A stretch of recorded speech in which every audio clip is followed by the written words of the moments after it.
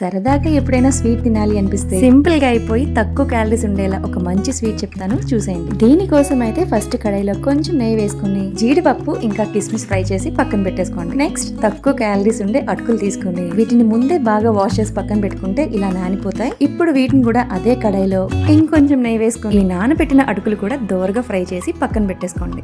ఇప్పుడు మళ్ళీ అదే కడాయిలో టోన్డ్ మిల్క్ అంటే క్రీమ్ తీసేసిన పాలు, ఈ పాలైతే కొంచెం క్యాలరీస్ తక్కువ ఉంటాయి కాబట్టి ఇవి తీసుకున్నాం. ఇవి కొంచెం మరగడం స్టార్ట్ అయినప్పుడు ఫస్ట్ మనం ఫ్రై చేసుకున్న అటుకులు వేసేసి బాగా ఉడకనివ్వాలి. అంతే, అటుకులు బాగా ఉడికిపోయాక యాలకుల పొడి కూడా వేసేసుకోండి. స్టవ్ ఆఫ్ చేసేసుకుని అప్పుడు షుగర్ బదులు బెల్లం వేసేసుకోండి. గుర్తు పెట్టుకోండి, బెల్లం యూజ్ చేస్తున్నాం కాబట్టి స్టవ్ ఆఫ్ చేసాక మాత్రమే బెల్లం వేసుకోండి, లేదంటే మళ్ళీ పాలు విరిగిపోతాయి. సో ఫైనల్ గా నార్మల్ పాయసం కన్నా కొంచెం తక్కువ క్యాలరీస్ ఉండే అటుకుల పాయసం రెడీ. ఇది చల్లారాగా కొంచెం కూల్ గా సర్వ్ చేసుకుని తింటే టేస్ట్ చాలా బాగుంటుంది. ఇంకా లేట్ చేయకుండా ఎప్పుడైనా స్వీట్ తినాలి అనిపిస్తే హ్యాపీగా చేసుకోండి. ఫైనల్లీ వీడియో నచ్చితే లైక్ అండ్ సబ్స్క్రైబ్.